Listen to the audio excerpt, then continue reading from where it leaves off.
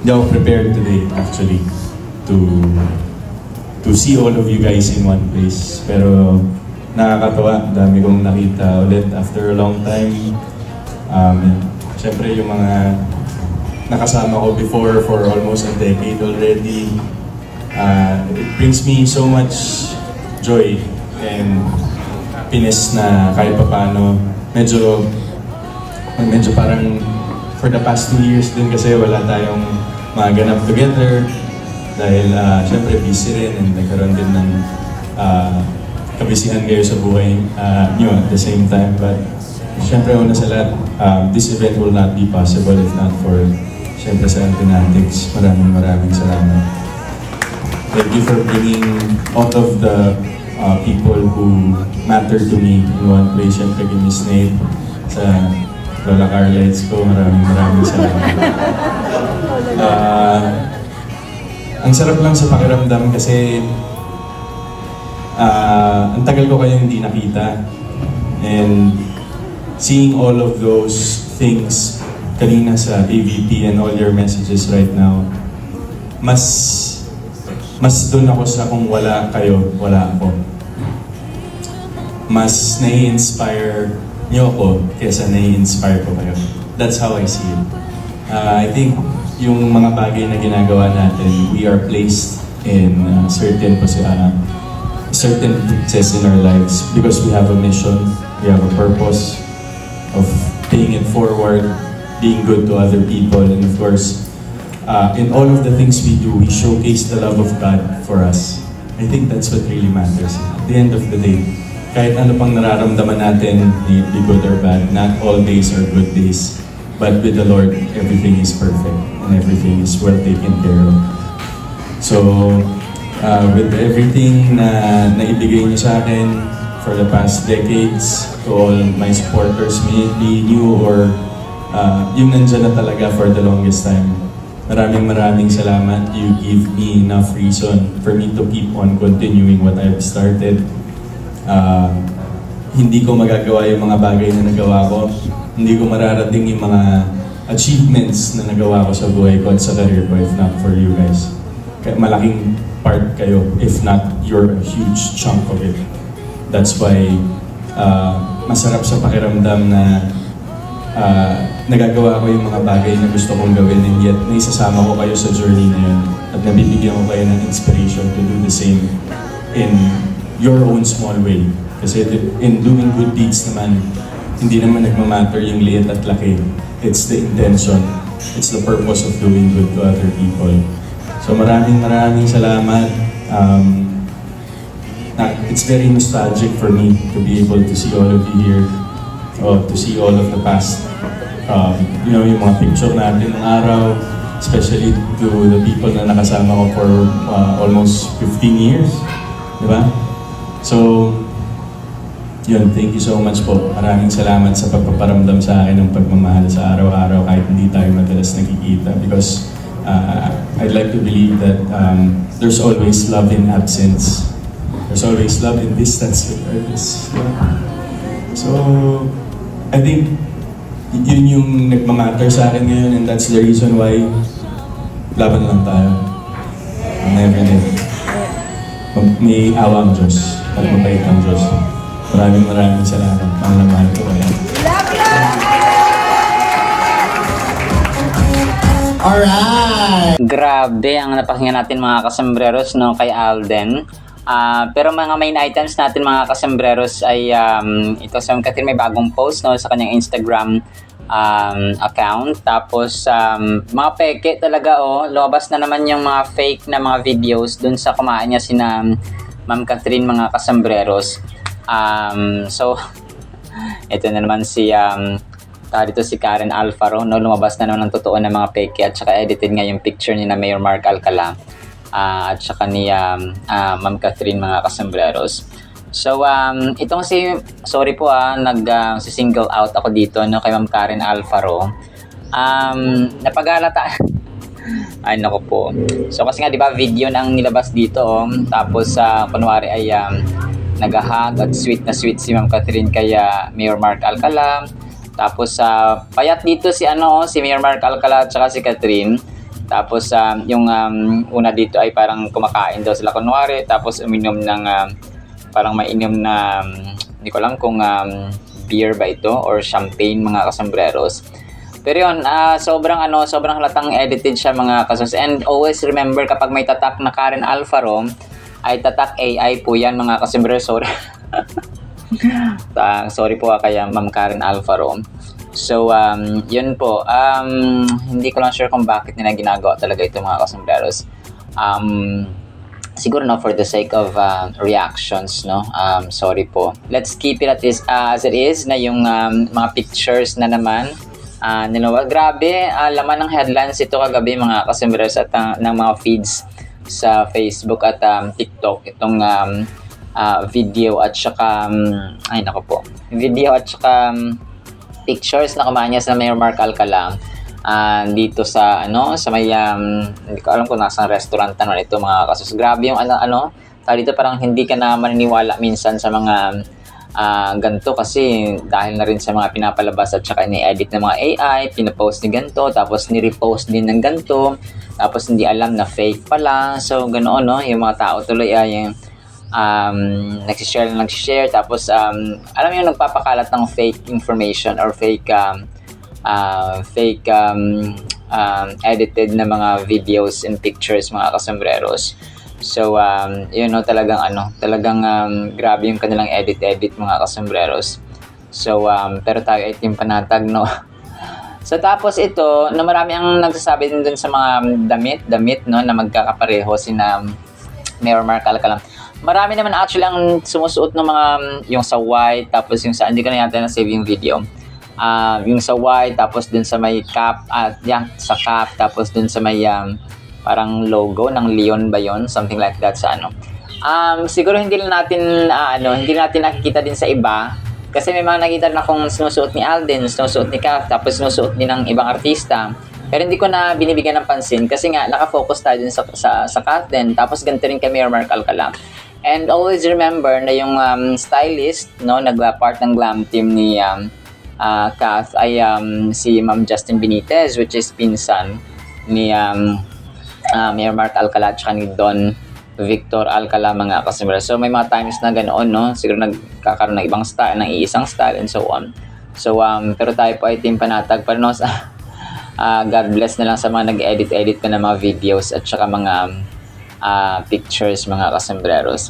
Tapos yun nga no, si Alden kagabi ay umattend ng A-Team no 15th anniversary mga kasambreros sa show. Grabe no, talagang napaluha siya dito at napaiyak mga kasambreros no. Nagulat ako dun sa patapos na siya ng kanyang speech ay biglang napaluha si Tisoy mga kasambreros dahil sa na-touch ito sa support na kanya natatanggap. And isa sa mga talagang nag-highlights dito sa akin ay itong yung perfect ba yung will ni Lord no, talagang nabanggit talaga dito yung kanyang pananampalataya about kay Lord mga kasambreros, which is the most important ingredient at kumbaga ginagawa natin dapat sa buhay ay yung pananampalataya at pananalig natin sa Diyos mga kasambreros. May mga times din na nagpatawa siya dito. Tapos, of course, may mga times na talagang he really expresses his gratitude, no? Kasi nga sa sobrang... tapos may pa-surprise birthday pa pala dito, no? Kay Alden, mga kasambreros. So, nagulat siya na merong birthday cake pa pala. May post-birthday celebration ang A-Team ni Soiti para sa kanya, which is definitely very touching, mga kasambreros. Mamaya tatry ko itong i-play para mapakinggan niyo po mga kasambreros no. So grabe no, alam niyo napakabihira ng mga gantong solid na mga fandom mga kasambreros. So talagang tayo dito nakaka-touch at nakaka-fulfill. So naka-green, dark green si Soiti dito or parang aqua green mga kasambreros no. Ang kanyang damit dito at saka naka-cap. So yun po no, talagang nakaka-touch lang ito mga kasambreros. So tapos yung Catherine naman ay nag-post no, unbothered at saka imperturbable si Queen Catherine mga kasambreros. Nag-post siya dito ng kanilang pictures para sa Someone Someday. So parang teaser na ito ni Ma'am Catherine sa kanilang abangang series, si Maha Salvador, si James Reid at saka si Ma'am Catherine, mga kasembreros.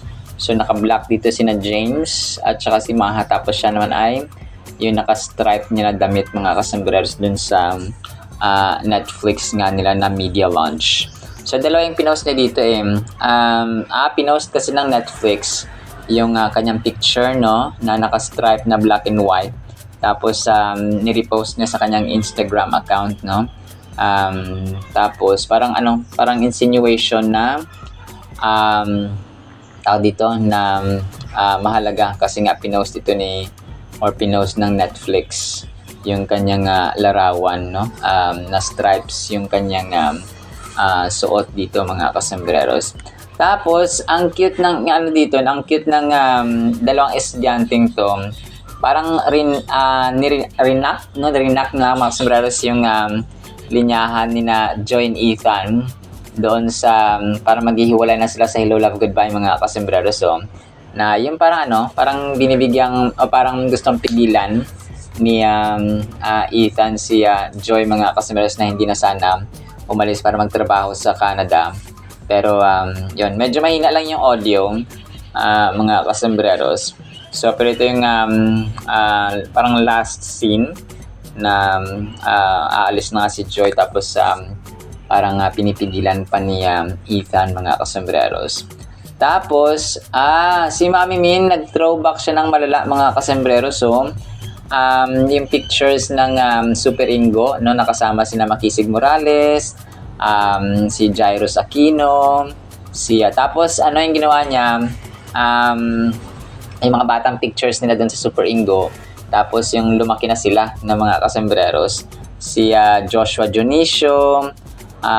Tapos ang kulit ng kanyang post dito, sabi niya, grabe, no, 20 years na pala since that group first met.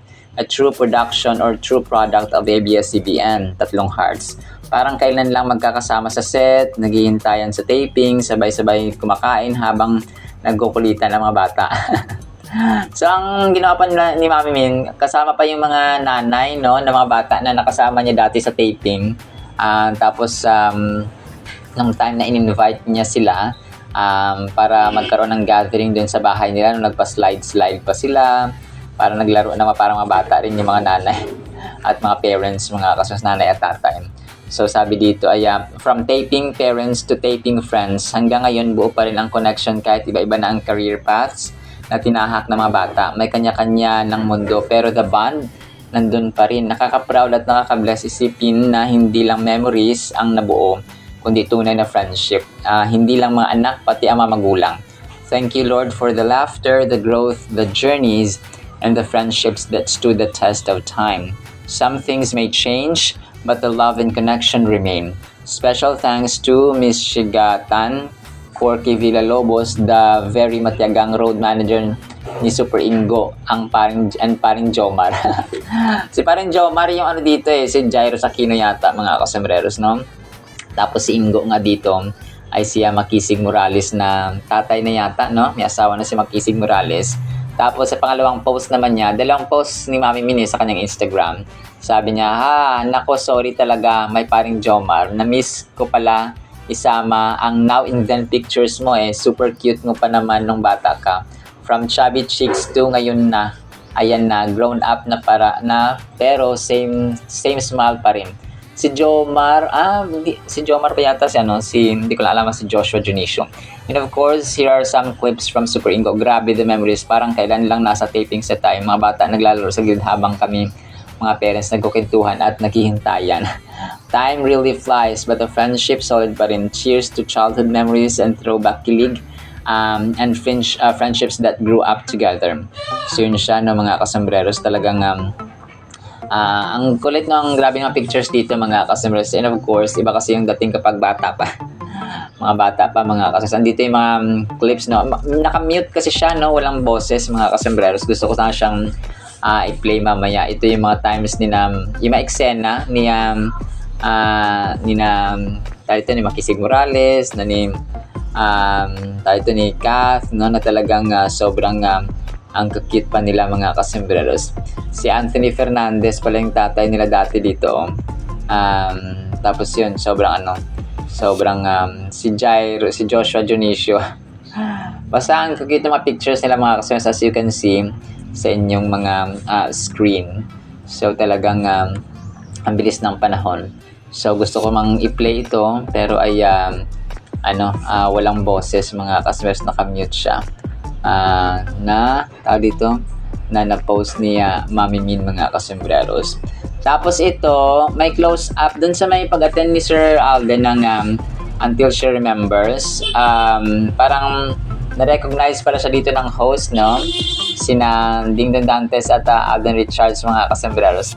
Close up, nung lumapit si Alden sa dun sa may parang production team yata ito ng Until She Remembers, no, nakasama nga dati or kasama ang kanyang mga kaibigan na sina Bea Binene at saka si Christopher Martin mga kasembreros. So grabe, no, napaka-supportive, mapakaibigan sa showbiz, mapa-fandoms, ay talagang constant or consistent ang care and concern ni Alden mga kasembreros, ng closeness sa mga taong malapit sa kanya. Tapos ang isa dito, may close up din, no, doon sa Until She Remembers mga kasembreros, na kung saan ay may nagpa-picture, tapos palis na sina Alden mga kasembreros. So ang sabi ng mga tao ay ang bango daw ni Alden kahit yung kamay niya mga kasembreros, no. So hindi matanggal-tanggal yung kanyang perfume or ang kanyang pabango mga kasembreros. So kasi nga phenomenal box office king yan, hindi mahihiwalay talaga.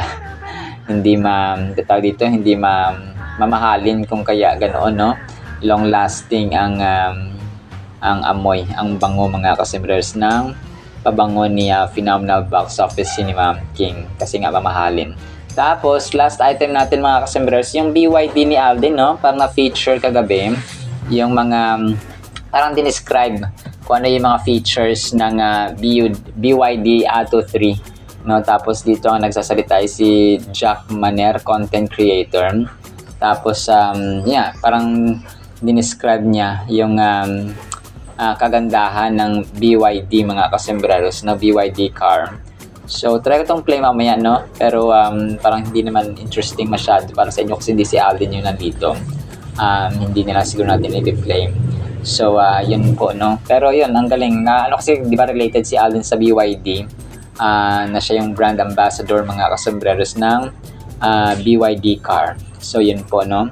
Actually lamang, no, try kong play itong mga videos na i-play natin mga kasembreros. Enjoy watching these videos. Tapos yung tawag dito, yung salita ng Panginoon, no, na sobrang ganda kasi related ito sa baha, no? Binabaha na po kami dito mga kasembreros. Pero laban lang, we're praying to God na mabilis humupa ng baha mga kasembreros sa isang pinagpalang araw po sa bawat isa.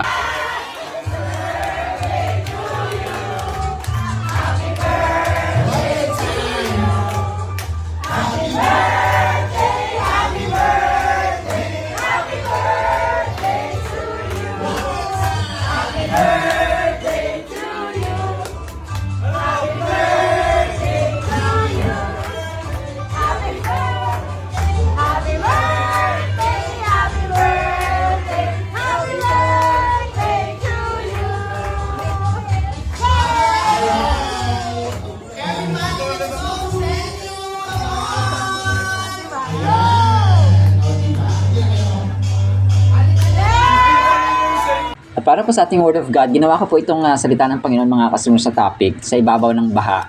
Kasi recently po ay nakakaranas kami no ng almost na pagbaha mga kasembreros. Tapos sa ibang mga lugar dito sa sa mga kabilang mga municipalities and so on ay talagang naka-experience sila ng pagbaha mga kasembreros. So ang title ay sa ibabaw ng baha. Psalms 29 verse 10, The Lord sat enthroned at the flood. and the Lord sits as King forever. Napaka-powerful po ng verse na ito, mga kasembreros. Alam niyo po, nung, di ba, yung bago yung baha, talagang grabing ulan, no? Talagang araw-gabi yung baha, no? Dito mo talaga mafe-feel yung pagiging helpless ng tao sa ating sarili kapag kagaya sa amin, no, talagang araw-gabi yung baha, araw-gabi yung ulan. So talagang ma-feel mo talaga at masasabi mo na kapag ang langit, no, kapag ang itaas ng mga kasembreros ang magpadala ng mga tulad niyan, ulan or kung ano man mga kasembreros na calamity, walang magagawa ang tao but to, of course, no, to be ready and syempre magpakumbaba sa Panginoon. We should humble down ourselves mga kasembreros kasi mas mataas ang langit, no? Kumaga pa kapag langit nang maghusga, kapag langit na magdesisyon, kapag si Lord na magdesisyon mga kasembreros ay wala tayong magagawa but to submit and to ask for mercy, no, ask for His forgiveness, ask for His restoration and protection. So ganun ang pwede nating gawin mga kumapit, manalig sa Kanya, no, sa Kanyang pag-ibig, dakilang pangako na hindi tayo niya bibigyan ng anumang trial, ng anumang bagay na problema mga kasembreros na kumaga pa higit pa sa ating makakayanan. Kumaga pa lahat ng bibigyan niya sa atin ay malalagpasan natin through His help, no, mga kasembreros. So hindi niya kumaga pa yung isang baby, no, hindi niya pwedeng pakargahin or pabuhatin ng isang sakong bigas, no, kasi nga baby pa. So parang ganoon, no, kagaya natin, yung kaya lang natin mga kasembreros. He will not give us burdens, He will not give us challenges na hindi natin kakayanin, no, but there will be a way out mga kasembreros by His grace, by His help, by His support mga kasembreros, and by His leading. So ganun siya. Pero talagang subukan to ng pananampalataya, no, at saka pananalig kasi mga tao, especially kapag hindi mananampalataya ang unang gagawin, kapag sila ay hindi faithful o saka believer ng Panginoon, ay talagang unahin of course yung mga kailangan i-prepare, no. May mga kasi may mga times na emergency na. So, syempre, pag emergency na, kailangang mag-evacuate or lumipat, so ganoon. Pero may mga times naman na hindi pa dumadating yung baha, so, manalangin yung talagang gagawin mga kasembreros. So, but prior to emergency, prior to evacuation, so dapat nandun na yung moments na ginawa mo na nanalangin ka at saka dumulog ka sa Panginoon mga kasembreros, asking for His mercy, asking for His grace, asking for His forgiveness, asking for His love and protection, and so on mga kasembreros. So Psalms 29 verse 10 presents us with a vivid image of God presiding over the world even in turbulent times. So siya yung kasi Diyos siya mga kasembreros, nasa taas ang langit, nasa ibaba ang lupa. So ibig sabihin mas mataas talaga ang Diyos mga kasembreros over humanity, over this earth mga kasembreros, kahit na anumang popular mo dyan, anumang fame mo dyan, anumang pera mo dyan, anumang gaano ka man kayaman, gaano ka man ka-powerful, gaano ka man ka-popular, ano man kataas ang yung posisyon and so on. So walang-wala yan mga kasembreros kapag ang Diyos na ang humusga at ang Diyos na ang kumilos, no?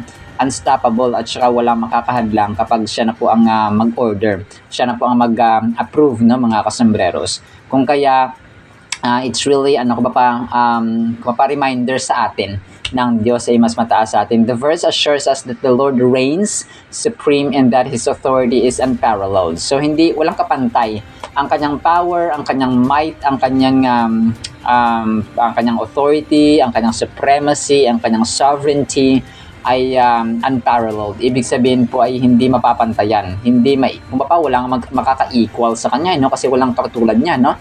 There is none like our God, mga kasi there is none like the God of Moses, the God of Abraham, Isaac, and Jacob. There is none like the God of King David, the God of Israel, mga kasembreros na kanyang mga piniling tao. So walang katulad, no? Walang katulad ang Diyos ni Abraham, Isaac at ni Jacob, ang Diyos ng Israel, ang Diyos na lumikha ng langit at ng lupa. So ganoon siya mga kasembreros. It mentions the flood, often interpreted as a metaphor for chaos, challenges or trials we may encounter in life. So yung flood dito na baha, hindi lang siya yung literal na baha mga kasembreros ng tubig. So pwede siyang chaos, confusion, pwedeng challenges, pwedeng trials, no? Na pwede nating maranasan sa ating buhay. So just as God was in command during the great flood in ancient times, He remains in control now. So this verse reminds us of God's sovereignty and leadership in the universe. So yun nga, no? nagpapatunay ito at saka kaya na-mention ko kanina na kapag ang langit nang bumuhos, kapag ang langit na magdesisyon, ay wala na magagawa ang tao but to submit, no, to humble down, to obey mga kasembreros sa kalooban ng Panginoon and ask for forgiveness, mercy, and so on. In this verse, we see an assurance that even when the world appears chaotic and tumultuous, God is firmly seated on His throne. So kung kahit anong gulo, calamities ang mangyari sa mundong ito mga kasembreros, ang Diyos po natin ay imperturbable, no? Undisturbed siya, unscathed siya mga kasembreros. Wala siyang yes, nakita niya nagkakagulo. Sometimes kasi tao rin ang may dahilan kung bakit nagkakagulo. Bakit bumabaha? Kasi pinuputol ang mga kahoy and so on. So sometimes talagang kasi ito sa amin po, ang mga tao dito ay talagang aware sila na kailangan pag pinutol ang kahoy, kailangang balikan. So kung kaya dito po ay may makita ka mga pumuputol ng kahoy pero pinapalitan nila agad mga kasembreros kasi alam nila na bahain. So nandun naman yung pagiging responsible ng mga tao, mga kasembreros when it comes to planting trees. Pero may season kasi talaga dito na umuulan at saka mga baha mga kasembreros. So ganun po yung dito, ganun po yung yung nangyayari. Okay? Meron talagang season at meron panahon na bumabaha. Kung kaya nga tinawag siya mabaos, no, yung aming lugar dito. Ibig sabihin na mabaos ay mababa siya.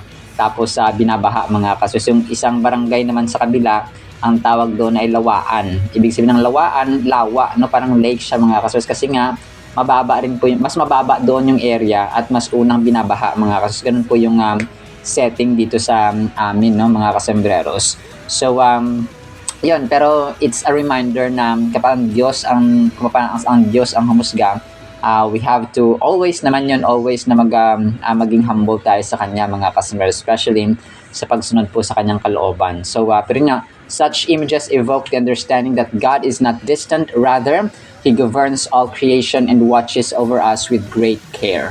So wag nating isipin din na kapag may sakuna, kapag may baha, natutuwa ang Diyos, no, ganito yan.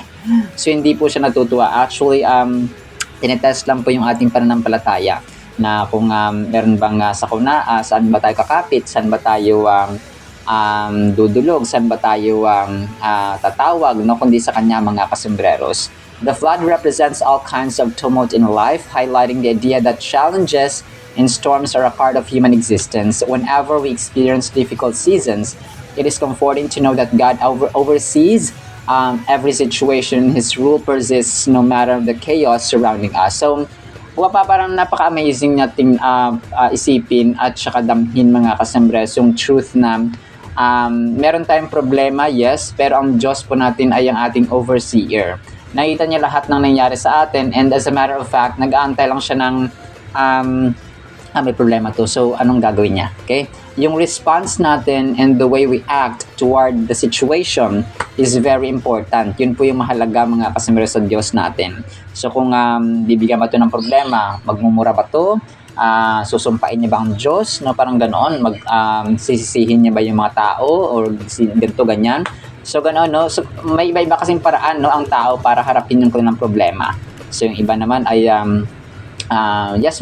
gagawa sila ng way para makasurvive, no, doon sa baha or sa kanilang problema. Pero papaano? Okay, tatakbuhan ba nila, no? Haharapin ba nila ng ganito, ng ganyan? So, maraming ways ang tao. Pero ang tinitingnan talaga ng Diyos dito ay kung dudulog ba tayo sa Kanya, magpapakumbaba, or tatakbuhan natin at iba naglalasing, no? Para maibisan yung problema mga kasembreros. So, iba-iba. Pero nga, no, doon natetest yung ating pananampalataya. He is sovereign, or God is sovereign over every trial, and we can cry out to Him in our time of need. So anytime, anywhere, pwede tayong tumawag sa Panginoon mga kasembres because He is an ever-present God. Every believer can embrace the truth that our God is not only powerful but also accessible. The fact that He sits as King showcases His intentional relationship with us as He desires us to recognize Him as our protector and ruler. So yun talaga, no matter yung mga storms natin sa buhay, ay ang pagkakatiwalaan natin siya. Na we can trust Him to lead us through with the love and grace mga kasembreros. So yun po yung kadakilaan ng Panginoon na in spite of His kingship, in spite of His power, of His yung supremacy and sovereignty, ay very concerned at mahal na mahal tayo ng Diyos, mga kasembreros. So talagang panahon lang yung kanyang tinitingnan na magsispend time ba to sa atin, sa akin, nanalangin ba to, and so on, mga kasembreros. So ganun po siya. Alright, sinabi sa Word of God, nawa po ipagpalain po tayo ng pag-ibig, pananampalataya, pag-asa, and a sense of trust, mga kasembreros, pananalig sa ating Diyos na makapangyarihan sa lahat, because He is over our floods, our trials, and our problems, mga kasembreros. In the mighty, holy, sweet, magnificent name of our Lord Jesus Christ, we pray, with the communion of the Holy Spirit of the living God. And everyone said Amen and Amen. See you sa next segment, mga kasembreros, and paalam po. I love you all.